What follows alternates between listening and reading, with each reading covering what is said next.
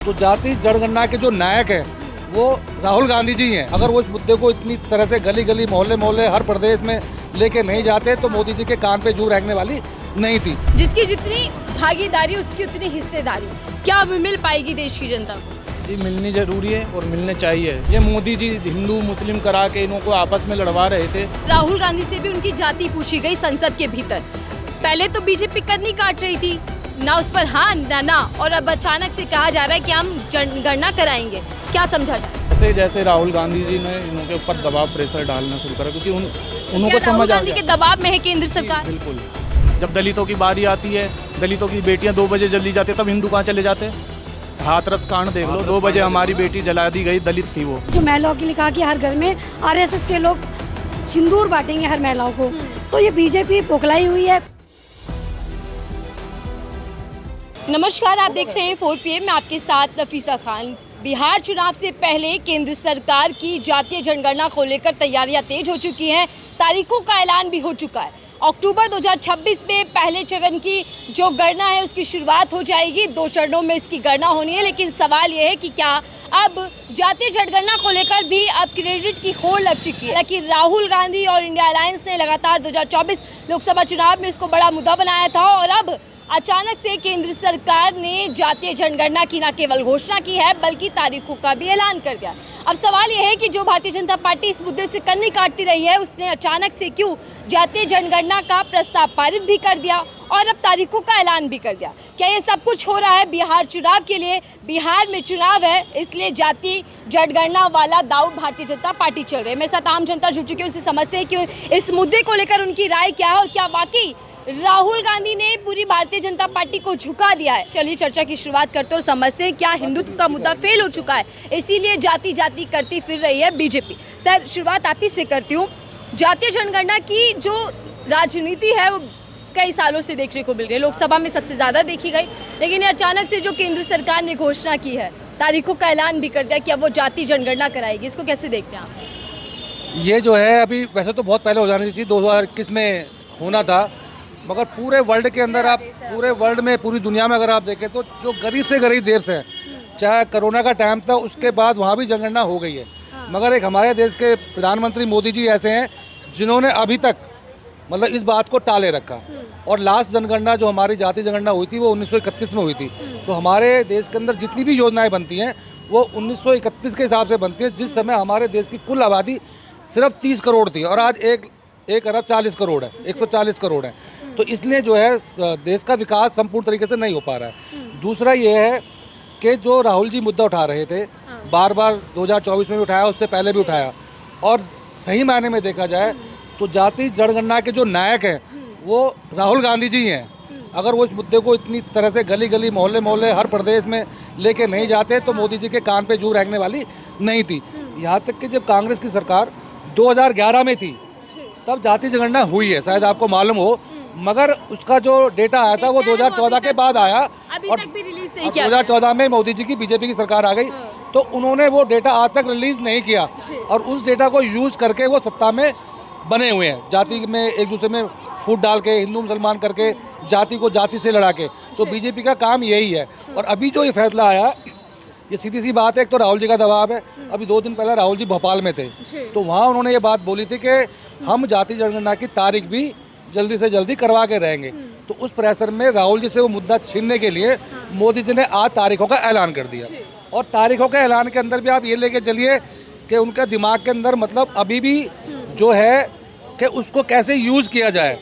बिहार का चुनाव आ रहा है तो उसको मद्देनजर रखते हुए उन्होंने ये तारीखें दी हैं। दूसरा जो 2026 में तारीख आपने नोट की, कब से स्टार्ट होना है, शायद आपने ध्यान नहीं दिया होगा, वो अक्टूबर 2026 में इसकी पहले चरण की शुरुआत होगी। और कहाँ से होगी? पूर्वोत्तर से, और वहाँ पे बंगाल का चुनाव है नेक्स्ट ईयर। तो इस वजह से वो पूरा जो है चालबाजी करके मोदी जी बीजेपी इस मुद्दे को भी, जैसे उन्होंने अभी सिंदूर का मुद्दा करके जो हमारे देश के वीर जवानों ने अपनी जान पर खेल के पाकिस्तान को मतलब अच्छी तरह से नस्ते नाबूद किया और वहाँ पे जीत हासिल करी, और एक ट्रंप जी ने फ़ोन किया, नरेंद्र जी, जैसे राहुल जी ने बताया बड़ा अच्छा, आपने भी देखा होगा, नरेंद्र हो जा सरेंडर, और उन्होंने कहा जी हजूर। तो वो एकदम से सरेंडर कर दिया, सीज फायर कर दिया, नहीं तो अच्छी तरह से और अच्छी तरह से जवाब दिया जा सकता था। तो जो जाति जनगणना का मुद्दा है वैसे तो होनी चाहिए, क्योंकि इसी से हमें सामाजिक न्याय और समान भागीदारी मिलेगी, क्योंकि पता कैसे चलेगा कि कौन कहाँ पर है। बिल्कुल, लेकिन बिहार चुनाव और बंगाल चुनाव को इस पूरे जातीय जनगणना के जरिए देखा जा रहा है। सर, क्या ये समझा जाए कि जो टाइमिंग है और जो मंशा है उस पर शक है आप लोगों को? पूरा शक है, हमें तो पूरी गारंटी है। वो तो हर चीज़ का, छोटी सी बात का, अपनी माताजी की फ़ोटो का भी यूज़ कर लेते हैं इलेक्शन के लिए। 2019 में आपने देखा होगा जब पुलवामा हुआ था, तो उस टाइम में भी राष्ट्र का बात का वो मुद्दा उठा के जो नए वोटर थे, शहीदों के नाम पर भी वोट मांगी।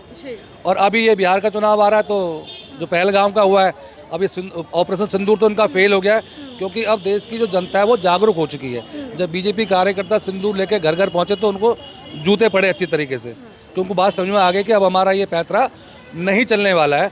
और जाति जनगणना तो होनी ही चाहिए, और जाति जनगणना के साथ कुछ और सवाल भी हैं, वो भी उसके अंदर शामिल होने चाहिए। जैसे राहुल गांधी जी ने अभी तेलंगाना में कराया, उससे पहले बिहार में कराया, पर सबसे अच्छी जो मानी जा रही है जाति जनगणना का जो आधार, जो एक फॉर्म बना जाता है 20-25 क्वेश्चन का, वो तेलंगाना का जो है बहुत अच्छा है, जिसके अंदर हर वर्ग की भागीदारी पता चलेगी कि किस समाज के कितने लोग पढ़े लिखे हैं, कितने सरकारी नौकरी में, कितने प्राइवेट जॉब में, कितने मीडिया में, और उसी तरह से फिर योजना बना के आने वाले समय में देश का विकास हो सकेगा। बिल्कुल, राहुल गांधी कह रहे थे कि सामाजिक न्याय और आर्थिक न्याय होना चाहिए, इसलिए जातीय जनगणना जरूरी है।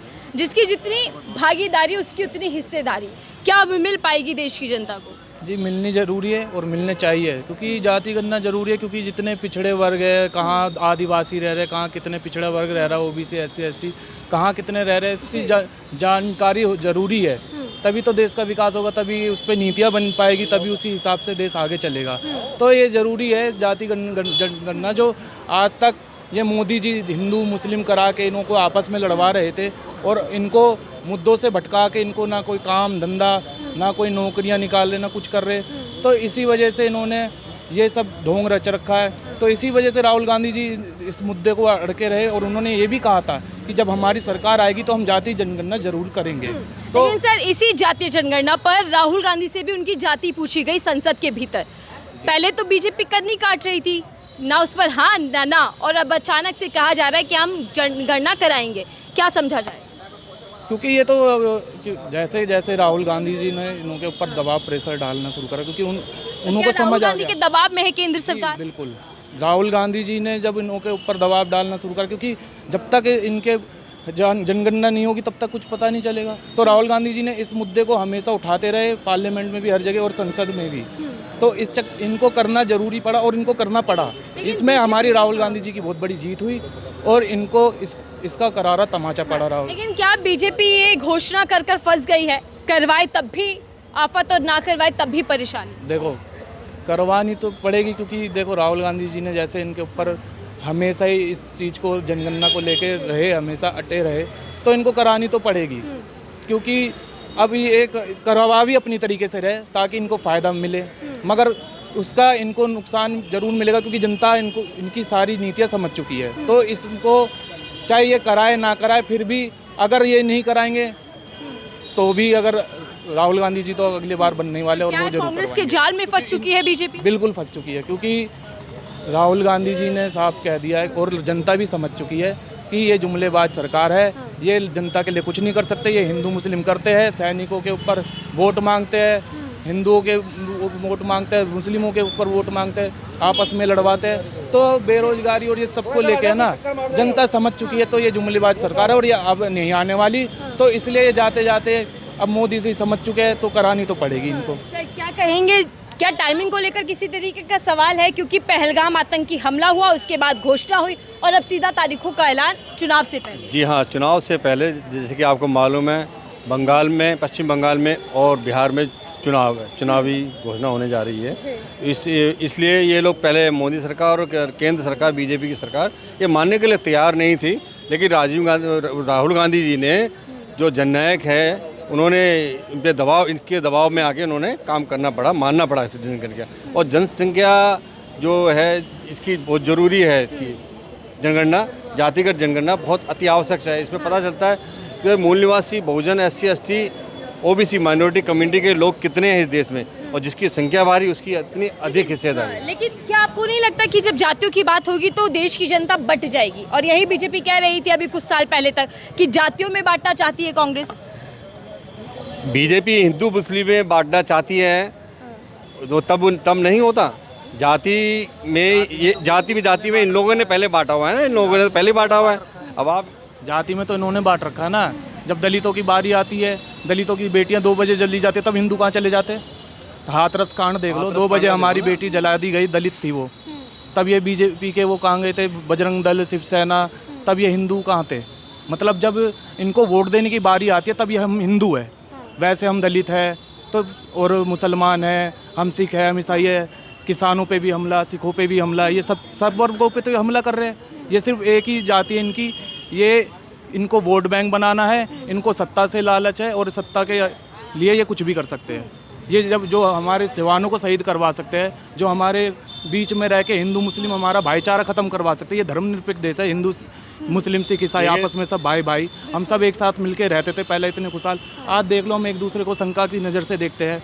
तो इसको जहर घोलने वाली जो राजनीति करी है ये बीजेपी ने करी है, तो इसके लिए यही जिम्मेदार है, बीजेपी ने ही जातिवाद करा है। लेकिन क्या समानता वाला अधिकार मिल पाएगा सबको? देखिए हमारे देश में बड़ा खूबसूरत संविधान लिखा बाबा साहब ने। देश जो है संविधान से चलता है और ये सत्ता के नशे में चूर होके संविधान को भी बदलना चाहते हैं। अब आप देखिए राम मंदिर की प्राण प्रतिष्ठा में राष्ट्रपति जी को प्रथम नागरिक को नहीं बुलाया गया और उससे पहले उद्घाटन में बुलाया नहीं गया इनको। उससे पहले भी राष्ट्रपति महोदय को जब उनकी आधारशिला रखी तब भी नहीं बुलाया गया। तो जातिवाद कौन कर रहा है? जातिवाद ये जो छोटी मानसिकता के लोग हैं ना, वो लोग कर रहे हैं, भारतीय जनता पार्टी के लोग कर रहे हैं। मैं तो लेकिन क्या ये जो घोषणा हुई है सर, इसका सिर्फ और सिर्फ मकसद ये है कि चुनाव जीतना है, सत्ता दिख रही है, इसीलिए फैसला लिया गया? जी बिल्कुल बिल्कुल, इनको सत्ता में बने रहने का इनको अब लालच है, आ गया है। देखिए कितने कांड कर रहे हैं ये लोग सत्ता में जो रह के हैं, कितनी वीडियो आती रहती है बीजेपी नेताओं की, कितनी है। क्या लगता है आपको मैम, पहले बीजेपी इस पूरे मुद्दे से कन्नी काट रही थी, अब अचानक से बड़ा फैसला बीजेपी ने लिया है? हम ये कहना चाहेंगे कि जैसे कि अब जनगणना को लेके होती है तो जो महिला की भागीदारी है, समानता है, वो सामने निकल कर आएगी, जो बीजेपी के लिए खतरनाक है। दूसरी बात, जब जनगणना की बात हुई 2 दिन पहले, उसके बाद 2 दिन बाद ही अटैक हुआ पालामा के, जिसके अंदर जाति को पूछ के मारा गया। लेकिन ये हमले के बाद ये अनाउंसमेंट हुई थी कि अब जातीय जनगणना कराएंगे। हाँ, तो जाति को पूछ के मारा गया था। उसके बाद इन्होंने सिंदूर ऑपरेशन लगाया, जो महिलाओं के लिए कहा कि हर घर में आरएसएस के लोग सिंदूर बांटेंगे हर महिलाओं को। तो ये बीजेपी पोखलाई हुई है, कोई भी अपना मन से करती है। एक राहुल गांधी हमारे नेता हैं जो अपने हर एक फैसले को, जनता के फैसले को लेते हुए। राहुल गांधी क्यों पसंद है? राहुल गांधी इसलिए पसंद है क्योंकि वो उनका पूरा परिवार ने बलिदान दिया देश के लिए, और राहुल गांधी ने पद यात्रा करी, और हम महिलाओं को सशक्त करने के लिए, आगे बढ़ाने के लिए वो हमें समर्थन करते हैं, जो बीजेपी नहीं करती। पीएम मोदी भी कर रहे हैं 18 घंटे काम, देश के लिए सेवा, माँ भारती के लिए गौरव की बात करते रहते, और इसी के साथ आपने महिलाओं की बात की, महिलाओं के लिए कानून भी बनाया जा रहा है। बिल्कुल बनाया जा रहा है, जैसे बेटी पढ़ाओ बेटी बचाओ, ना तो बेटी पढ़ाई जा रही है ना बचाई जा रही है। और उनके बीजेपी के ही जो कपिल मिश्रा, बहुत सारे नेता हैं जो कि खुद ही भ्रष्टाचारी हैं, रेपिस्ट हैं, उन्हें अपना शासन में उन्होंने दिया गया। तो बीजेपी का शासन में महिलाएं सुरक्षित नहीं है, चाहे वो वादे कितने करें। तो आप ये मानती हैं कि चुनाव है इसीलिए इस तरीके के जुमले छोड़े जा रहे हैं? बिल्कुल छोड़े जा रहे हैं। और खासकर इनकी जो मीडिया है ना, अभी बिहार में चुनाव हुआ तो दिखाया जी मोदी जी हाथ हिला रहे हैं, और उनकी सीटें बिल्कुल खाली पड़ी हैं, कोई सीट पे बंदा नहीं था, चुनावी लड़ने में कोई बंदा नहीं था, कुछ लोग इकट्ठे करके दिखा दे जी बहुत पब्लिक है। तो बीजेपी का बहुत हालत ख़राब है। राहुल गांधी जी आने वाले हैं और हमारे देश में फिर कांग्रेस राज आएगा, क्योंकि उन्होंने बलिदान दिया। बीजेपी राज में क्या दिक्कत है जो कांग्रेस राज आप लोग चाहते हैं? हम कांग्रेस राज में हर एक बात को खुल के बोल सकते थे, बीजेपी के राज में हम कोई बात नहीं बोल पाते ना। किसी देश जो समस्या है, जैसे पानी की, सीवर की, बिजली, कोई नहीं सुनता। कांग्रेस के राज में सब बोल सकते थे, सबका अधिकार है, समानता का अधिकार होता था, जो कि बीजेपी में नहीं। ठीक है सर, जो अहम सवाल बन जाता है, पहले जातियों की बात करते हैं। पीएम मोदी का भाषण था, नारा था कि देश में केवल 4 जातियाँ हैं। वो 4 जातियों की बात करते करते जाति जनगणना का फैसला कैसे देखते हैं? ये सब राहुल जी का प्रेशर है, जो राहुल जी इस मुद्दा घर घर लेके गए ना, और मोदी जी की तो किसी बात पे आज तक अभी वो टिके ही नहीं है। दुनिया का सबसे बड़ा फेंकू इंसान अगर कोई है तो हमारे देश के प्रधानमंत्री नरेंद्र मोदी जी हैं। उनका नाम ही फेंकू रखा हुआ है। जुमलेबाजी करा लो और फेंकवा लो, मतलब जितने हमारे देश में खींचने वाले थे ना, लपेटने वाले बेचारे, वो भी तंग आ गए। इतने ज़्यादा फेंकते हैं, आज कुछ बोलते हैं, कल दूसरी जगह जाके कुछ और बोलते हैं। जिस राज्य में जाएंगे कि मैं यहाँ से भी मेरा रिश्ता है, लद्दाख जाएंगे वहाँ से रिश्ता है, बंगाल गए वहाँ से रिश्ता है, बनारस गए मैं यहाँ का बेटा हूँ। तो उनका काम ही यही है, सिर्फ लोगों को बेवकूफ़ बनाना, और मीडिया जो है उनका पूरी तरह से साथ दे रही है। तो क्या हिंदुत्व का मुद्दा फेल हो चुका है? हाँ, अब फेल हो रहा है, तभी तो जाति पे आ गए। पर जातियों की बात तो पहले से भी करते हैं, आरएसएस से मिलके अंडरग्राउंड अंदर खाते वो जातियों में मतभेद कराते हैं, मगर वो बात अब सामने आ गई है। और जाति जनगणना से तो बहुत सारी चीज़ें साफ हो जाएंगी। जो इनकी पोल है वो खुल जाएगी, जो इनका ढोल है ना, जो बेमतलब में विश्व गुरु का आपने देखा होगा अभी G7 में मोदी जी को नहीं बुलाया है। कितनी बड़ी बेइज्जती हमारे देश की। तब के कहाँ G7 में हमारे देश के जो प्रधानमंत्रियों की बात सुनी जाती थी, मानी जाती थी। आज नरेंद्र मोदी जी का जो एक फिल्म थी ना कालिया के, वो झूठ का ढोल फट गया है। अब कांग्रेस की पार्टी आएगी और लोग जागरूक हो चुके हैं। और ज़रूरी है कि वैसे जाति जनगणना के बारे में मैं एक बात कहूँ, ये बहुत ज़रूरी है, क्योंकि अभी तक 1931 के बाद जाति जनगणना के बाद से जो चला आ रहा है, तो वो अच्छा एक रिजल्ट आएगा हमारे पास, जिससे कि विकास हो सकेगा हर किसी का। तो तभी हमें बिल्कुल सामाजिक न्याय मिल पाएगा और सम्मान भागीदारी मिल पाएगी। ठीक है, चर्चा लंबी हो जाएगी, इसीलिए यही समाप्त करते हैं। हालांकि जातीय जनगणना का फैसला सरकार का देश हित के लिए है और समानता के लिए है, अधिकार दिलाने के लिए, या फिर केवल और केवल सत्ता पाने के लिए है, क्योंकि बिहार में चुनाव है, बिहार के बाद बंगाल की बारी है। और क्या इसीलिए भारतीय जनता पार्टी ने उस मुद्दे को चुन लिया जिस मुद्दे पर विपक्ष लगातार बीजेपी को घेरता रहा है? आपकी राय क्या है, जरूर साझा कीजिएगा। देखते रहिए 4PM, मैं थी आपके साथ नफीसा खान।